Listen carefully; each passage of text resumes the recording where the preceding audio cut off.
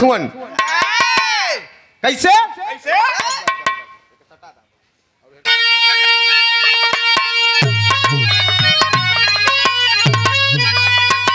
अरे तो कभी बादलों में, कभी बादलों में छिपेगा दिवाकर,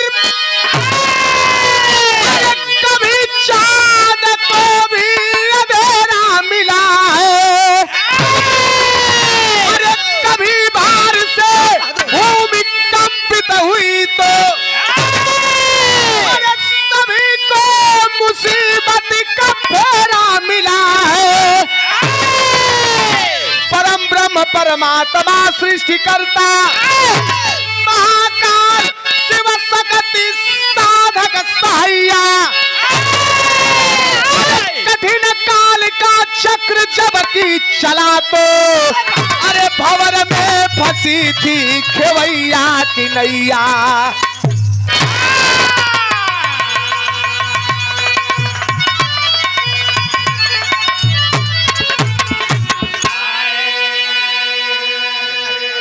ए भैया, कठिन काल का चक्र जब की चला तो भंवर में फंसी थी खेवैया की नैया। इस समय का बात हो, समय होले कबो गाड़ी नैया पे तो कबो नैया गाड़ी पे, चला कबो भगवान से भक्तन का काम पड़ जाला और भक्तन का काम भगवान से। एक लाइन गीत था, कवन गीत था?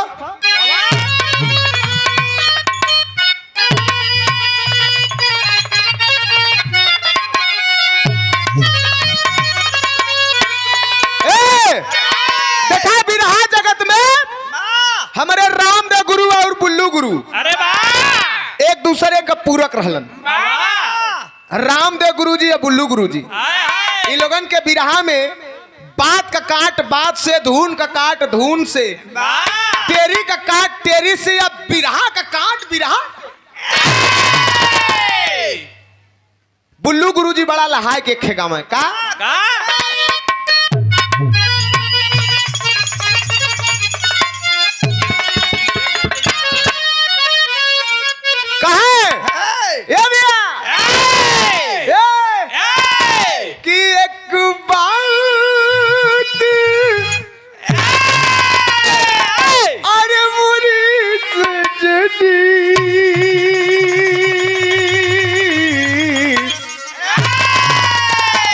कठियाला चुनरियों में।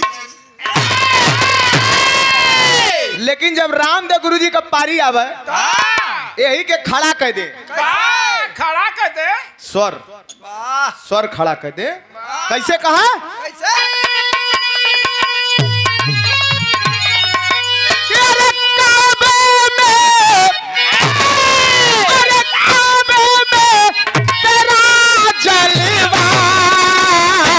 काशी में नजारा है,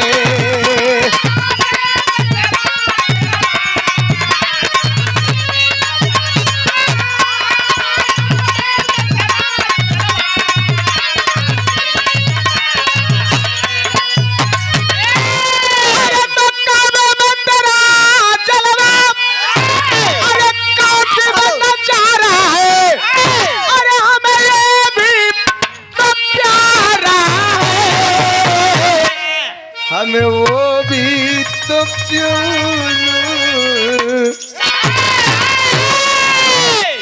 कहा, हमें ये भी तो प्यारा है। तो हम अंदरूनी बुखार ना न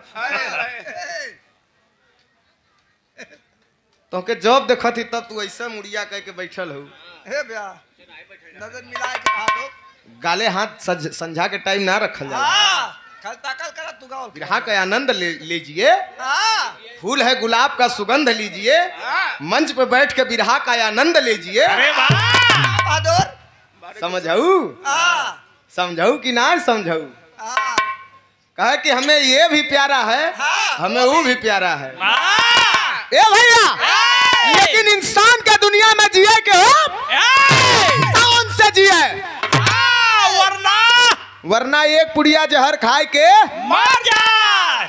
उनके उनके उनके नहीं इनके सवेरे तेजी बाजार से तो के हम दिया देते माँ वहा समनिया हैं? वहा वाली हाँ हाँ। नहीं वो नहीं ना वो दिया दे तब तई राम रहीम वाले कोठरी में हाँ इधर जाता भागा लगी कहना है कैसे अरे तो अच्छा है कि मर जाना बेकार के जीने से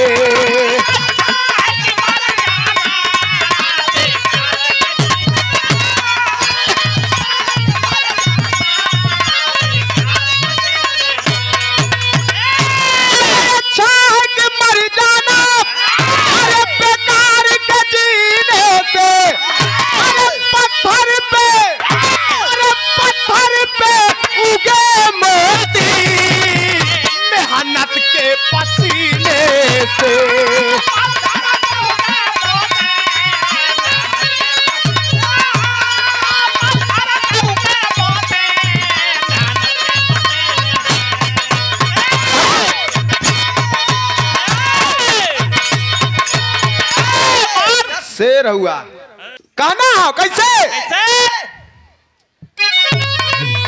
अरे तो मुरारी गोकुल से मथुरा में जब आए हैं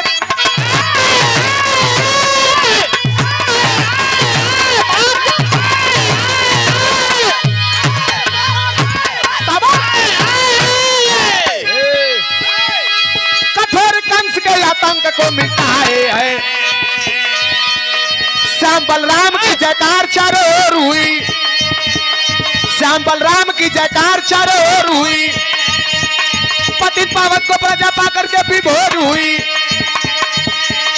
वही कुछ लोग कृष्ण से भी जलने वाले थे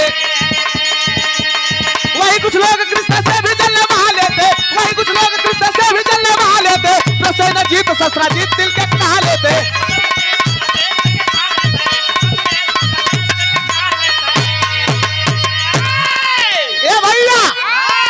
मुरारी गोकुल से मथुरा में जबकि आए हैं कठोर कंस के आतंक को मिटाए हैं अत्याचारी कंस का वध करके आनंद कंद सच्चिदानंद श्री कृष्ण भगवान प्रजा के आनंद दियौलन और भगवान कंस के मार दहलन और मार करके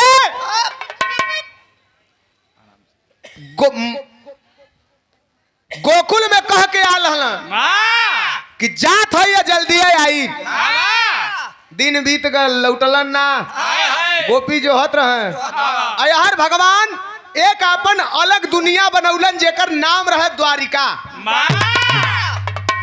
आज भी टीवी के माध्यम से यूट्यूब के माध्यम से देखे सुने के मिलेला जौन की अवला कुल प्रोग्राम आधा हकीकत आधा फसाना उमा लोग राम सेतु को खोज कैलन और गुजरात में जाए के जहां द्वारिका डूबल हो उ नीचे तक जाए के तथ्य निकाल के सामने कैलन कि श्री कृष्ण भगवान की द्वारिका थी द्वारिका में राजा हो गए तो जहां देखा तरक्की होले वहां कुछ जरतुहा भी होला भगवान के नाम का शोर है प्रजा बड़ा अमन चैन से हो और वही प्रजा में दुई भाई रहना प्रसेनजीत शस्त्राजीत ये दोनों भगवान से अपने मन का जरा ये सब सोचा कि कब मौका मिले या इनके हमन बेइज्जत कर देवल जा एक दिन प्रसेनजीत घनघोर तपस्या किया है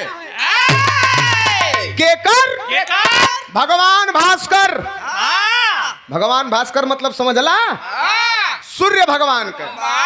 सूर्य भगवान का तपस्या कैलन सूर्य भगवान प्रकट हो गई प्रकट होकर के कहला कि मांग लो बेटा क्या चाहिए कहला का तो से मांगी सब हमारे पास हो संपन्न है घर है दुआर हो मेहरारू है लड़का है महल है अटारी है खाए बदे अन्न हो पहिरे बदे सोना हो वस्त्र हो सब हो अगर देवले चाहत हुआ तो कुछ ऐसा दे दा कि ई धरती ना पूरे ब्रह्मांड में केहू के पास ना हो सूर्य भगवान कल कि ठीक निकाल के एक ठे मड़ी का माला दिलन जौने मड़ी का नाम रहे स्मंतक मड़ी। प्रसेनजीत के गले में डाल के कहले कि बेटा ई जौन माला है के ऐरू गैरू माला मत समझा। ई माला ऐसन हो ई धरती ना तीनों लोक ना 14 भुवन ना पूरे ब्रह्मांड में कोई के पास ना हो।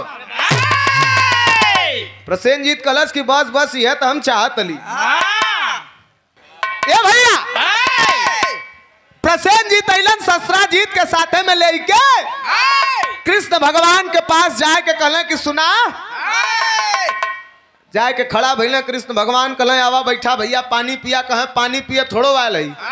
कहे तब कहले कि हई माला देखत हुआ। कहे हाँ देखत हई। कहले कि माला का जोड़ है तोहरे लग गए। अरे वाह कृष्ण भगवान कहलन कि नहीं भैया ई माला का जोड़ हमरे पास ना हो। आय हाय हाय कृष्ण भगवान कहलन माला का जोड़ हमरे पास ना है लेकिन एक काम करा ई माला हमके दे देता तो बड़ा तोहार उपकार हो। अब प्रसेनजीत जवन चाहत रहे तौना भगवान बोल गई। तब तक ललकार के प्रसेनजीत ठट्ठा मार के हंसता है कहता है कि बड़का भगवान बनला तीनों लोग का मालिक बनला भिखमंगई करत हुआ। का कहला तर्ज लगल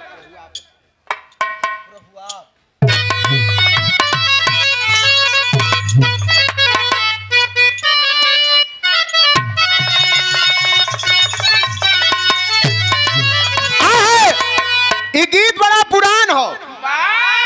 मल्ला भाई लोग गावलन जब गंगा जी में नैया छोड़ल तब कैसे गावल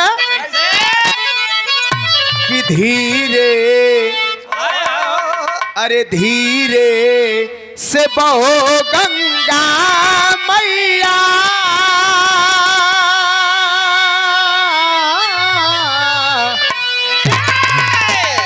ऐसे और लग जाए का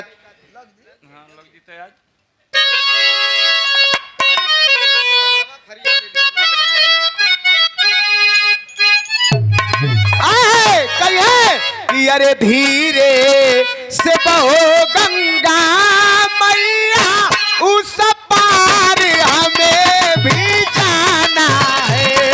धीरे से बहो गंगा मैया उस पार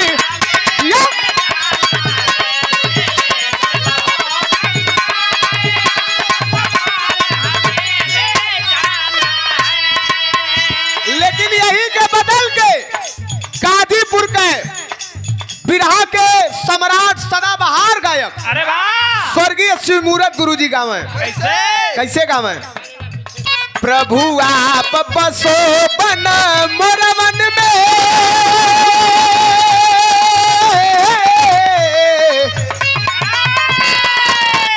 प्रभु आप बसो बन मोर मन में मेरी उम्र गुजर गई जोरवन में।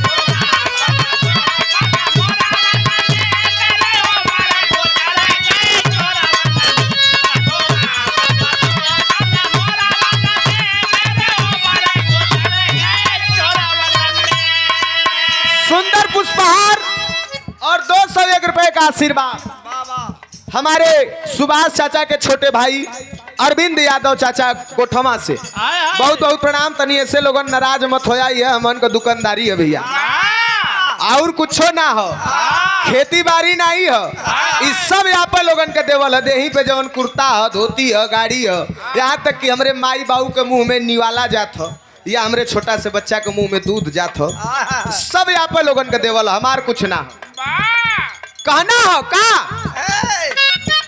सुन बात जब कृष्ण भगवान कहला प्रसेनजीत से कि माला हमारे पास ना हो एक दे दा तब प्रसेनजीत कहत का सुन बात कुघाट का रागरी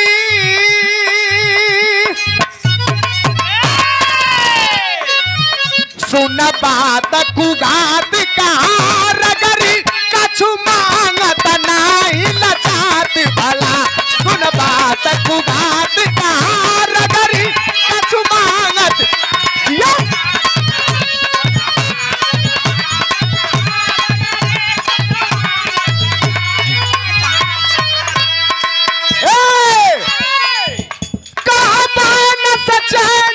से न हुआ।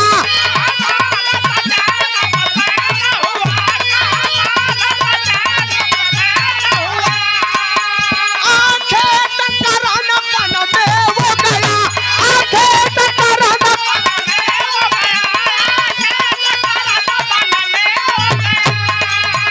आंखें टकरान बन में वो गया। एक शेर ने घेर लिया बन में, एक शेर ने घेर लिया बन में, प्राण विसार चला। एक शेर ने घेर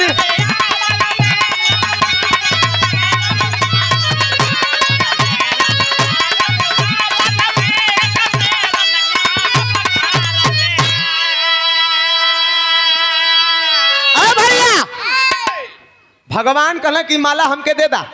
कहला भगवान होके भिख मंगाई करत हुआ तो सुना ई माला हम तोहके ना दे।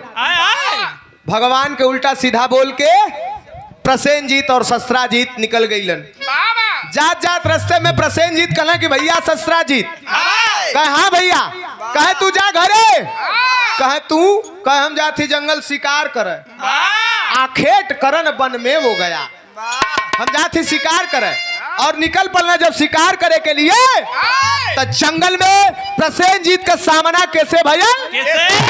जंगल के राजा शेर से। और जब शेर से आमना सामना भयल तो प्रसेनजीत और शेर का युद्ध हो गया। अरे वाह यार युद्ध हो गया और शेर बलि पड़ल, प्रसेनजीत के मार देहलस। यार कुछ दिन नगर में अइबे ना कैलन। प्रसेनजीत जब ना आइलन तो शस्त्राजीत घूम घूम के लगल कहे कि कृष्ण भगवान चोर हुआ, कृष्ण भगवान चोर हुआ, हमारे भाई का पता ना लगत हो वही दिन से। का कहला टेरी में कहना हो ऐसा हो लेला।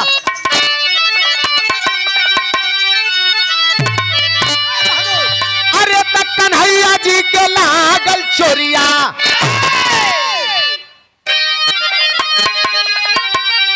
अरे तक कन्हैया जी के लागल चोरिया। अरे कन्हैया जी के लागल चोरिया। अरे भादो कृष्ण पक्ष की देखे थे या चोरिया।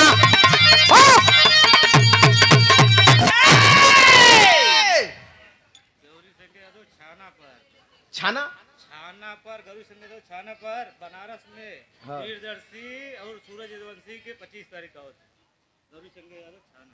गौरी शंकर यादव छाना पर थाना पार छाना पार गौरी शंकर यादव चाचा जी। ए भैया प्रसेनजीत कहला कि गैला अब अही तक अइला ना। का घूम घूम के नगर में कहे लगलन देखा ई तर्ज ह या परदेसवा। ई गीत ऊ ह। ई गीत के हमरे बिरहा वीर सम्राट स्वर्गीय रामदेव गुरुजी अपने जवानी के आलम में बड़ा उमंग में बड़ा उमच के गाय के चल गई।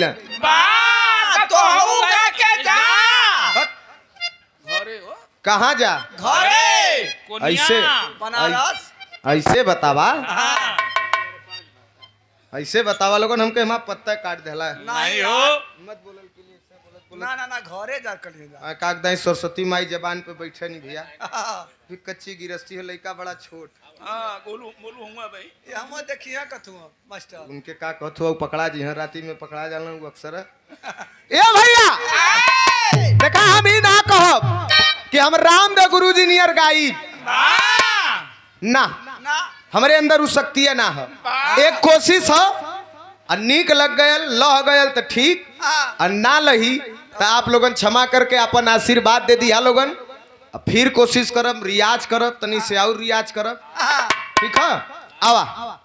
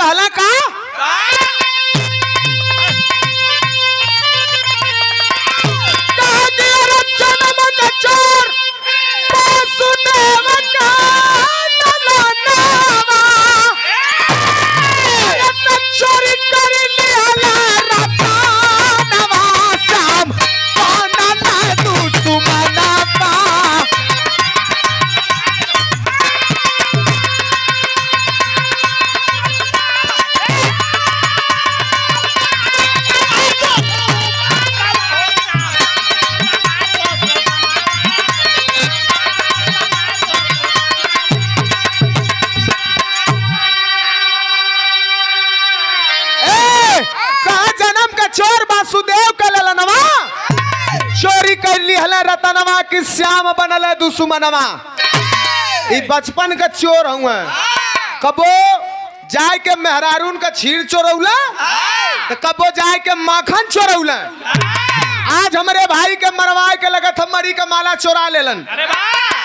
तो भयल का अरे त जाई जाई सबके अरे विपतिया सुनावे अरे कुटिल कलंक नंद लाल के लगावे।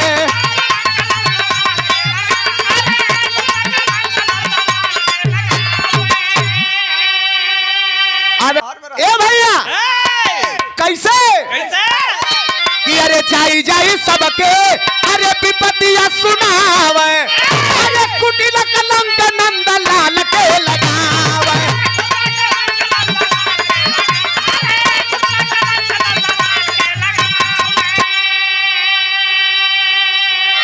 अरे तब कल से मार दिया हमारा पुरानावा अरे पवन दिल में चयानवा हम बनल दुश्मनवा।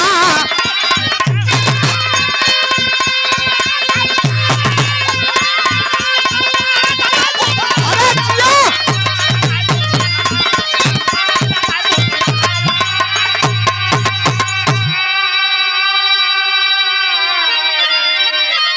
घूम के नगर में कहा लगल कि बचपने का चोर आदमी है हमारे भाई के मरवाए के लगत हम मरी का माला ले लेलन। हमार भाई इतना दिन से अइला ना भगवान के कान में जब बात गई है भगवान के बड़ा तकलीफ भल कि देखा एक तकुलो दिन अइले पनियो ना पियल उल्टा सीधा हम ही के बोलल कुल। अब इहो कहत हो कि भाई के मार के हमार माला चोरा ले। भगवान श्री कृष्ण भगवान सर से मुकुट उतार के सिंहासन पे रखते हैं और निकल पड़ते हैं खोजने के लिए। और जब जंगल में गईलन तो देखलन कि एक आदमी मरा हुआ अवस्था में पड़ा है। जाए के भगवान जब देखलन तो के हुआ और ना उ प्रसेनजीत का लाश रहे। कुछ दूरी पे एक शेर कराहत रहे। जाए के भगवान उस शेर से विनम्र भाव से कहला कि आए जंगल के राजा। जब शेर देखलस भगवान के तो कहलस कि प्रभु आप साष्टांग दंडवत प्रणाम करत है। भगवान कहला उ तो ठीक है ये आदमी कैसे यहाँ अवस्था में आयल। कहला सरकार ये अहंकारी के हम ही मरले है। कहला मरला ठीक है एक माला पहले रहला नटई में ऊ का भयल। कहला सरकार उ माला लेके हम आगे बढ़ली तो हमार सामना हो गल जामवंत जी से। जब जामवंत जी से भयल तो हमसे बड़ियार पड़लन माला लेके गईलन। कहला कहाँ मिली है। कहला बस यही रास्ता धैले चल जाए आगे एक पहाड़ है वही के पीछे गुफा है वही जब मिल जाए। भगवान जाए के गुफा के पास आवाज देलन। जामवंत जी बाहर अलन तो भगवान के देख के विनम्रता से प्रणाम कैलन। प्रभु आप कैसे। कहला कि एक ठे शेर मार के माला लियाल हुआ। कहलन कि हाँ लेके आयल है। कहला उ माला हमके दे दा हम अपन जाए के अपन कलंक छोड़ाई नगर में पहले। कहला सरकार बड़ा सहज कह देला ऐसे ना दे। कहला तब कैसे देबा। कहला कुश्ती लड़के जीतल है कुश्ती लड़के लेला। आवाज तनी हमरे तोहरे में मल युद्ध कुश्ती है फरियाला जीत जइहा तो ले लिया। भगवान कहले कि चला ठीक है। अब जामवंत जी और कृष्ण भगवान का मल युद्ध हो जाता दिखाई जाए कैसे।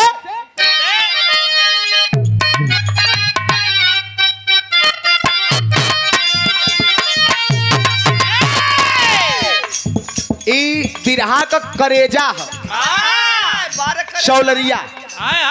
पहले का गवैया के बिरहा अगर जो पहले का बिरहा गाँव लोगन उ लोगन के बिरहा में चौलरिया ना रहे तो लोगन कहला कि बिरहा मजेदार ना हो चौलरिया रहे। तो देखा एक कई तरह से लोगन गौलन लेकिन यही मिर्जापुर के स्वर्गीय बुद्धि दादा एक तई से बदल के गौले हुए। इतना बड़ा रही तो एक दंगल उन्हों से गौले है बड़ा छोट से रही।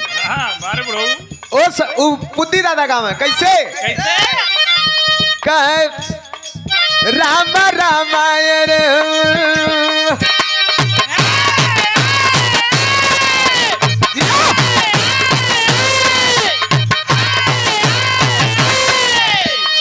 सजना में बोलावे वानी सजना में बोलावे पानी के बहानवा रे दलनवा कैसे जाई सजनवा।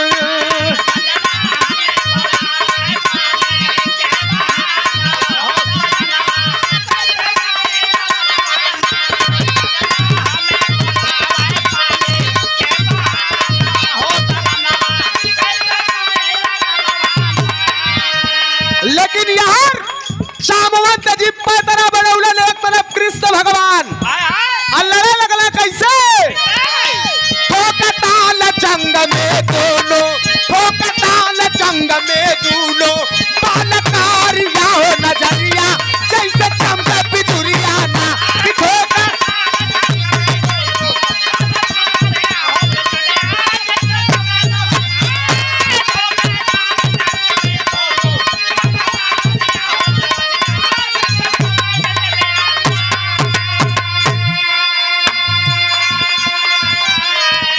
ठोके ताल जंग में दोनों पलकरिया हो नजरिया जैसे चमका बिजुरिया ना। जब ताल ठोका क्या बहादुर तो जनाए की बादर गरजत है। हाय हाय अरे तो जंगी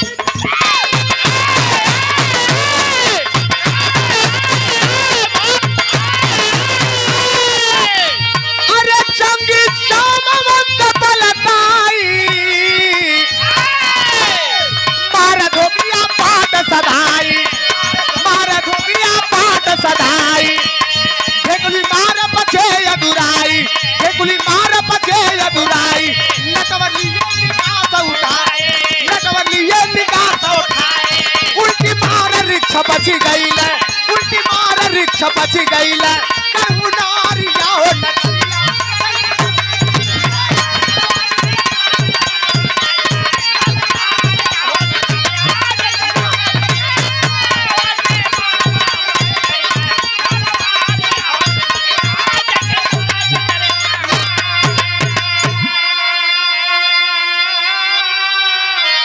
ए भैया दाव पेच का तनी आनंद लिहा। देखा यहाँ कौने दाव को कौन काट हो कि जंगी जामवंत बलदाई मारे धोबिया पाट सदाई। जब पैतरा बनाए लेलन कुश्ती लड़े लगलन तो यार जामवंत जी धोबिया पाठ लगौला तले कृष्ण भगवान ढेकुली ले लेलन। जब ढेकुली ले तब नटवर लिए निकास उठाई, जब ये निकास पे उठौला तबले उल्टी मार रिक्शा बच गईला कर हुनरिया तुरंत उल्टी मार गई जल्ला तुरंत उल्टी मार देला। कृष्ण भगवान दाव लगावे तो जामवंत जी काटे, हर जामवंत जी लगावे तो कृष्ण भगवान काटे। होता क्या है कहना हो क्या सरक जा और सरक जा।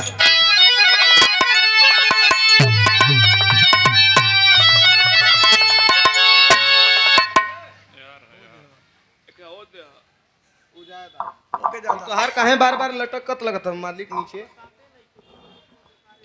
साथ ना हो। आओ चला आओ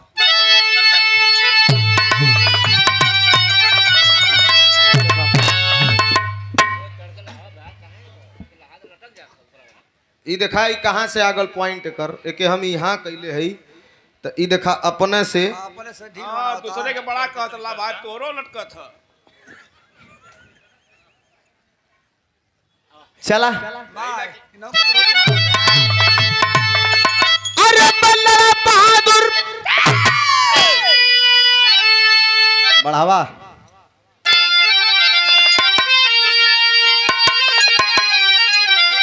अरे बल्लरा बहादुर, अरे लड़ा बहादुर भर के सदाऊ मंग जंग छिड़ गईला हो करा दाव पे दाव पकड़ के यंग जंग छिड़ गईला हो।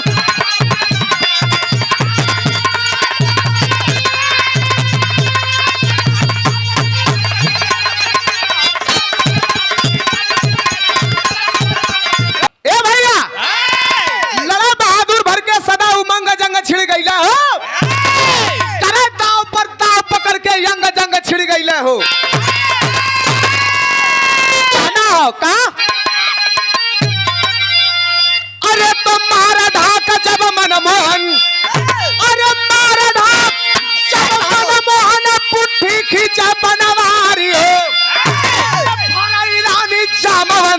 मानव घूम रूम बनवारी हो।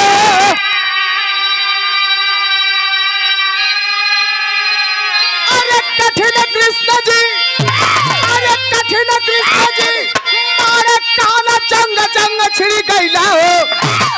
जाग गए हैं जामवंत वही संग जंग छिड़ गईला।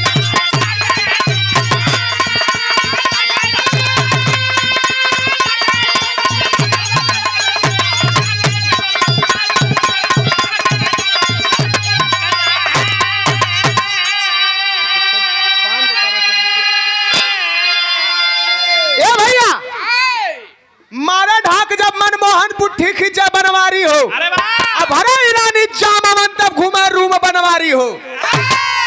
कठिन कृष्ण जी मारा काला जंग, और तब ले डाक गए हैं जामवंत वही संग। काला जंग लगौना तले संगवा वो डाक गई। अरे वाह अब कृष्ण भगवान दाव लगावे तो जामवंत जी काट दहले।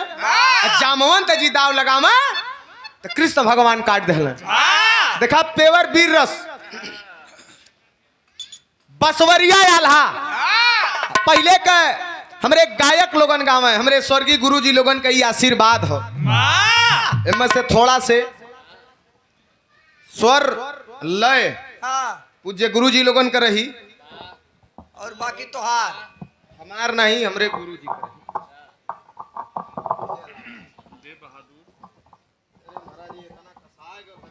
खुल तो ना क्या थोड़ी दादा भाई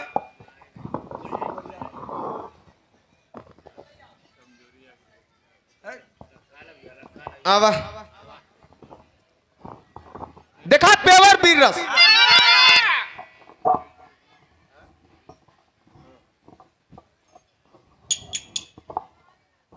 सेकंड हो। देखा पेवर वीर रस। अरे वाह आप लोगों ध्यान दिया, हमार भी रहा 5 से 7 मिनट और है, लेकिन गाना का निचोड़ हो। यो लाल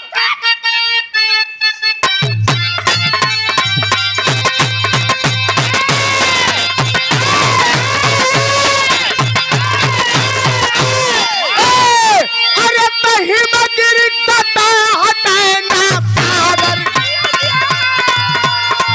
अरे भीड़े भयंकर वीर जुधार। अरे वार पे वार लगावे दोनों। अरे कोई ना कोई से पावे पार। अरे दिनवा बीते बीते हो रतिया। अरे उगे सूरज हो या बिहार। अरे लगरी तताव लगावे दोनों। अरे कहाँ कहाँ तक कहीं जहार। अरे लड़त लड़त ये कई सदी न बीत।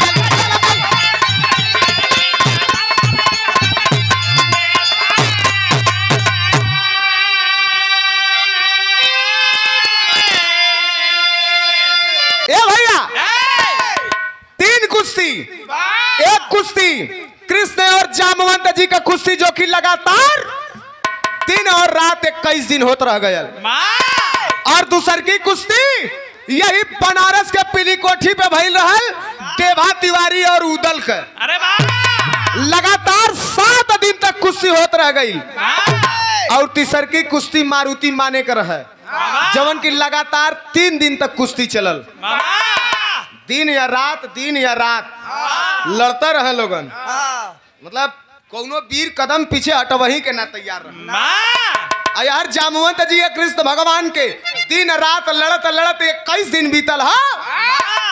तब वही माटी में जामवंत जी भगवान से कहलन, प्रभु रुक जा।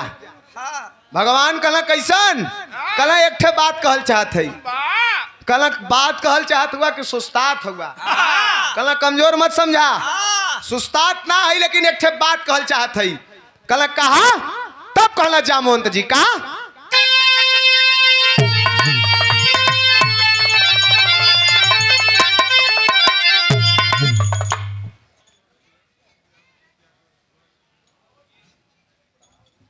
आदरणीय आप श्री रामजीत यादव हमारे पूज्य गार्जियन महोदय हमारे सुभाष चाचा के आप बड़े पिताजी हैं। 101 रुपया बहुत बहुत प्रणाम। उपस्थित जनता का प्रणाम बा। ए भैया आवा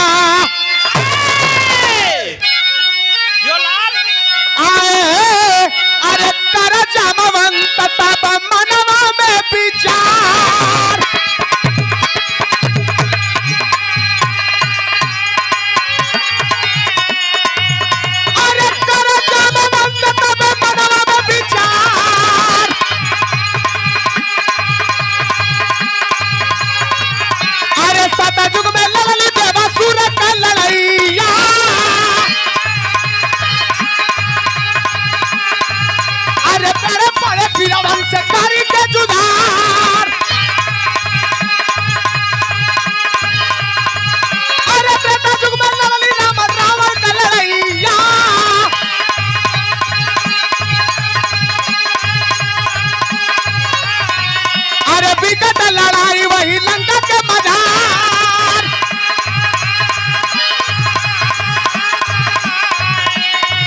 अरे चलती की मेरी भगवान जी से काली।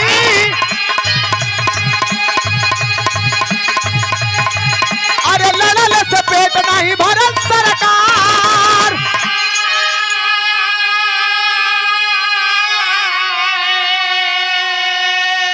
अरे भैया जामवंत जी कहना सरकार हमारे एक बात सुनला।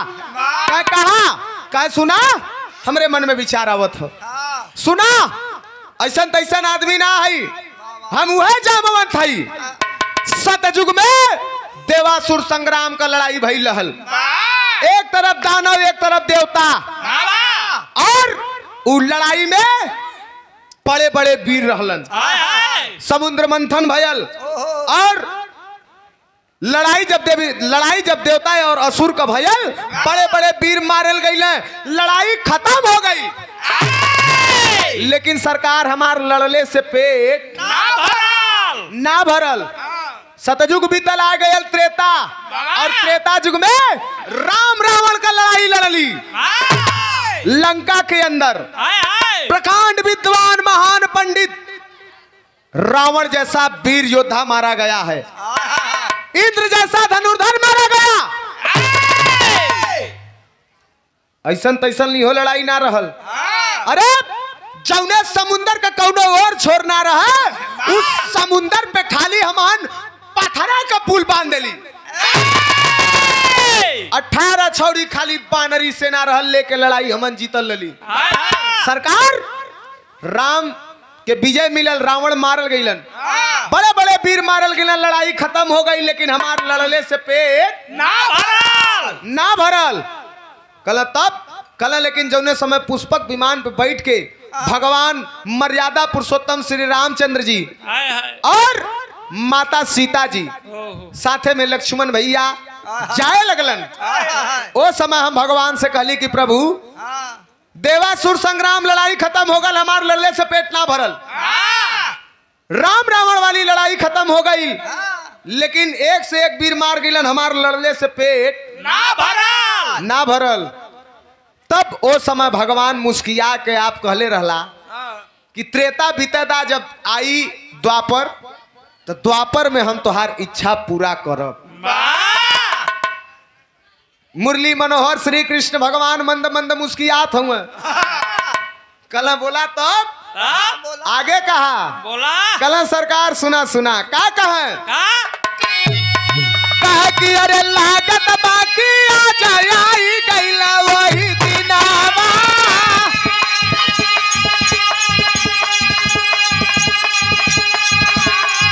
अरे प्रभु ध्यान कर दिया कहीं पार। अरे धरा रुपया सली प्रगट भय रसिया।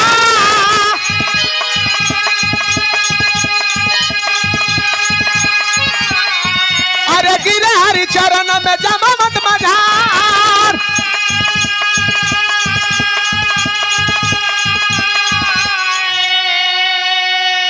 कल सरकार अब हमें लगा था कि लड़ले से हमार पेट भर गया। भर गल।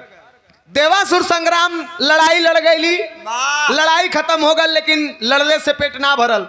राम रावण का लड़ाई खत्म हो गई, लंका में बड़े बड़े वीर मारल गईलन, लेकिन सरकार हमारे लड़ने से पेट ना भरल है। आज 21 दिन का लड़ाई जब हमसे तो हमसे भइल है, तब हमें लगल है कि आप अपन वादा पूरा कर देला।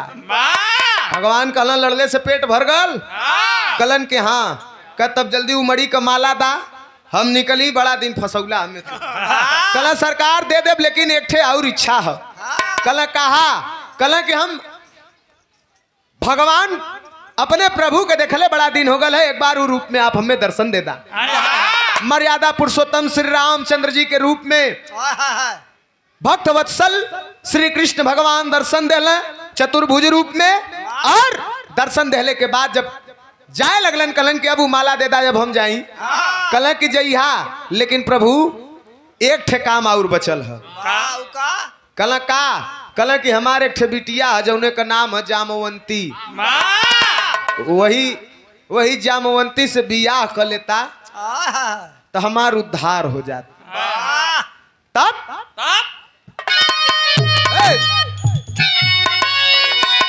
अरे तब बेटी जामवंती का किए है कन्या का नामा,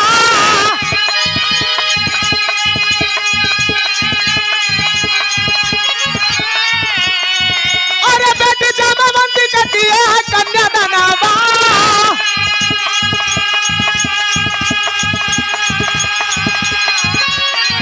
अरे संगम मर दिया देते ही बार, अरे रामा रामा रामा रामा अरे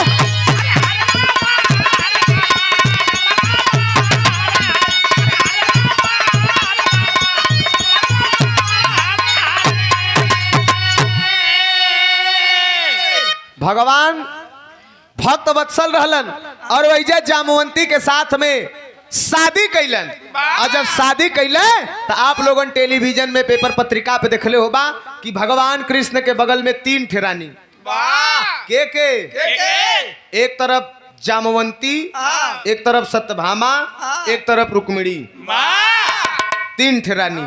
और आप लोग पेपर पत्रिका पे इहो देखले होबा कि वैसे भगवान शादी कैलन और मणि का माला, स्मंतक मणि का माला जामवंत जी उपहार के रूप में भगवान के दे देलन। भगवान लेके अलन, उ अपन कलंक छोड़ौलन, लेकिन आज भी उ दिखाई 3 युग घुमा देली। सतयुग देवासुर संग्राम, त्रेता राम रावण लड़ाई, ये लोग द्वापर में रहबे कैलन। आई देखा अब आ गेल बिरहा कलयुग में। आज भी प्रमाण हो, आज भी स्मंतक मणि कलयुग में है, लेकिन कौने रूप में है एक आप सब लोग जानत हुआ, खाली बतौले का देरी है, तुरंत जान जीवा लोगन कौने रूप में।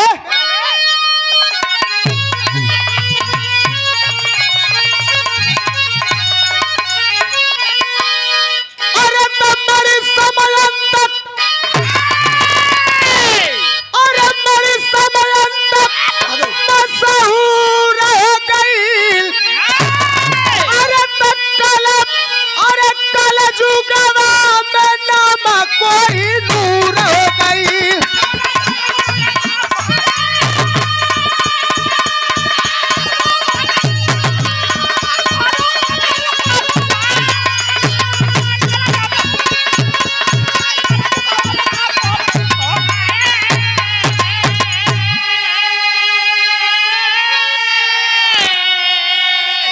मणि स्मंतक मशहूर हो गई, कल जुगवा में नाम कोहिनूर हो गई। वही कोहिनूर हीरा जो कि अजूबा में होकर गिनती होले। ए भैया ललकार कुठला हम कली इनाम देवे रुक गईली है। ए भैया भगवान अपन कलंक छोड़ौलन तो देखा मणि का माला, स्मंतक मणि उर्फ कोहिनूर हीरा किसके किसके पास गया है। अवा अरे द्वापर में पांडव पास राख धर्मराज हो, अरे कल युग में मुगलन का बनल राज हो।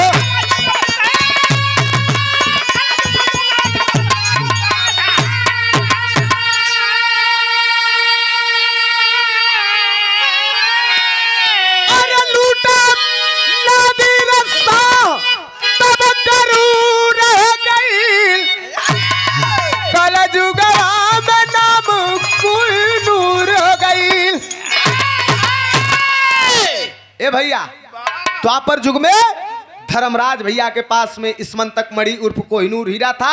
उसके बाद कलयुग में नादिर शाह मुगल सल्तनत के अंदर जिद्दी वजीर आलम नादिर शाह के मुकुट पे इस्मंतक मणि उर्फ कोहिनूर हीरा लगाया गया। ओके फिर से मुगल से जीत के अपने सनातन धर्म में लेके अइलन के अरे जीत रणजीत सिंह लाए फिर रतनवा अरे छीने अंग्रेज छूटी कैलावा कानावा।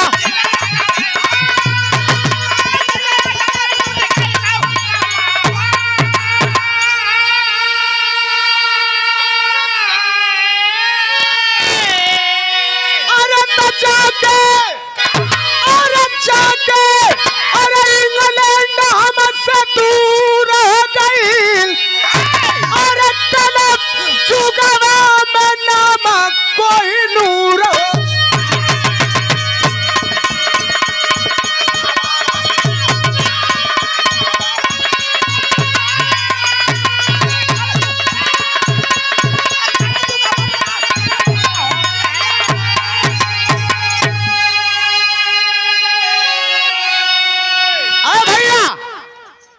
रणजीत सिंह जीत करके नादिर शाह से अपने हिंदू भाई में लेके अइलन।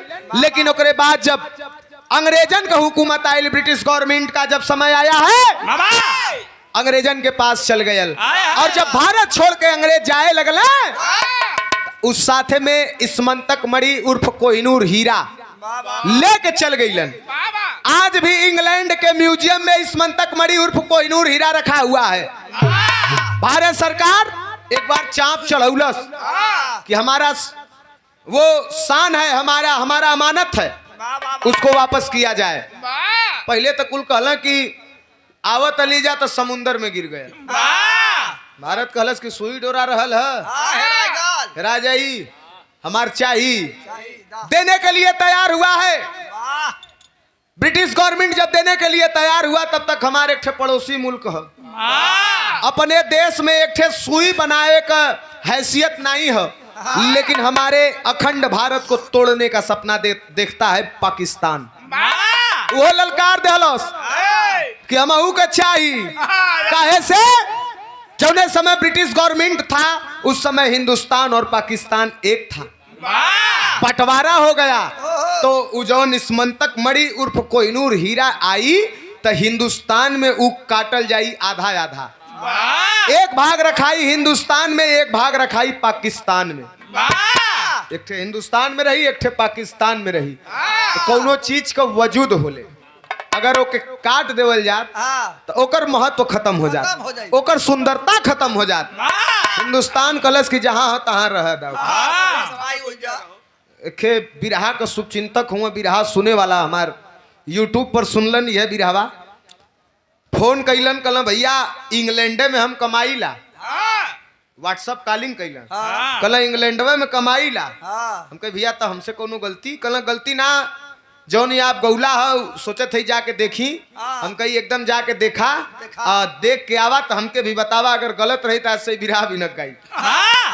गैला देख कैला, फिर फोन ऑन कैला हमें लगभग 12-15 दिन बाद। कहला भैया सही बात है, आज भी इंग्लैंड के म्यूजियम में इस्मंतक मणि उर्फ कोहिनूर हीरा रखा गया है।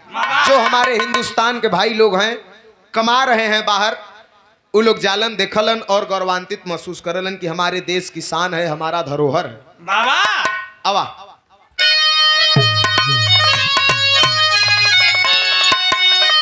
गुरु बिहारी गुरु गणेश गुरु रामलाल मोर बाका, गुरु बिहारी गुरु गणेश गुरु रामलाल की लीला।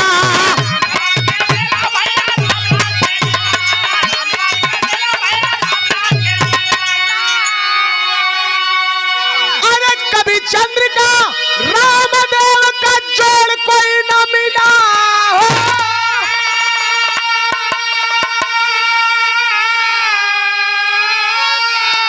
अरे कन्हैया जी के लागल चोरिया, कन्हैया जी के लागल चोरिया, पर मद कभी जगदीश सदगुरु चरण की ओरिया। कन्हैया जी के लागल चोरिया।